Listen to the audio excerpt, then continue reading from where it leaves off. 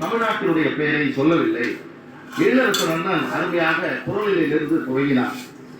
குரலினுடைய பெயரை சொல்லவில்லை என்ற ஒரு காரணத்துக்காக நாம் குற்றம் சாட்டினால் பல குற்றச்சாட்டுகளை உங்கள் மீது வைக்கலாம்.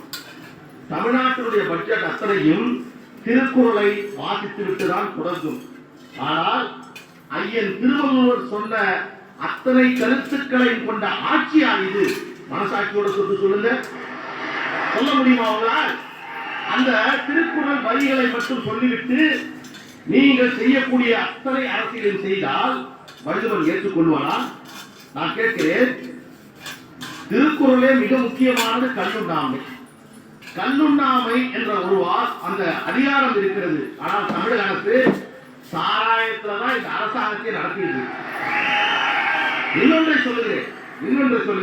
இங்க நிறைய நமது இஸ்லாம் சகோதரர்கள் இங்கே நிறைந்திருக்கக்கூடிய இந்த மாமன்றம், நபிகள் நாயகம் சொல்கிறார்கள், மது விற்பவன், மது அருந்துபவன், மது அருந்த கொடுப்பவன், மது விற்ற பணத்தில் உணவு தருபவன், இவர்கள் எல்லாம் சபிக்கப்பட்டவர்கள் என்று நபிகள் நாயகம் சொல்கிறார். சாத்தானுடைய பிள்ளைகள் என்று குர்ஆன் சொல்கிறது. அப்படி என்றால் திராவிட முன்னேற்ற கழக ஆட்சி சபிக்கப்பட்ட ஆட்சி. இது சாத்தானுடைய பிள்ளை நீங்கள் எல்லாம் என்று நான் சொல்ல முடியுமா? சொல்ல வேண்டும்.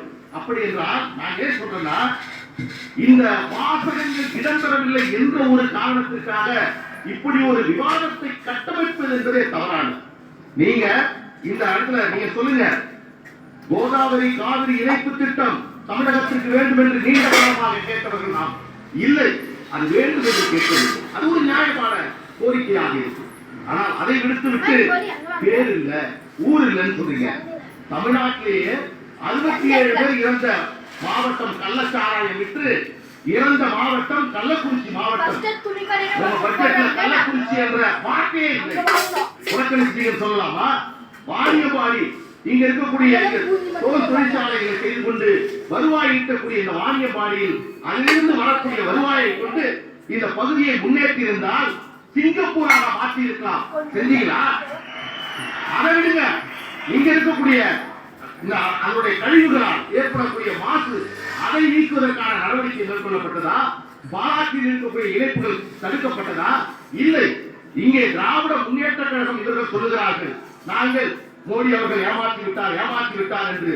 தமிழ்நாட்டில் வாக்களித்தவர்களுக்கும் நாங்கள் வேலை செய்வோம், வாக்களிக்காதவர்களுக்கும் நாங்கள் வேலை செய்வோம் என்று சொன்ன திராவிட முன்னேற்ற கழக தலைவர் ஸ்டாலின் அவர்கள் இங்கே எப்படி ஆட்சி செய்து கொண்டிருக்கிறார்கள் என்பதை மக்கள் புரிந்து கொண்டிருக்கிறார்கள். எனவே தேவையற்ற விவாதங்களை தவிர்த்துவிட்டு ஆக்கப்பூர்வமான விவாதங்களில் திராவிட முன்னேற்ற கழகம் தலையிட வேண்டும், ஈடுபட வேண்டும் என்று முதல் நிகழ்வாக நான் இந்த அரங்கத்திலே கேட்டுக்கொள்கிறேன். நன்றி பாரு.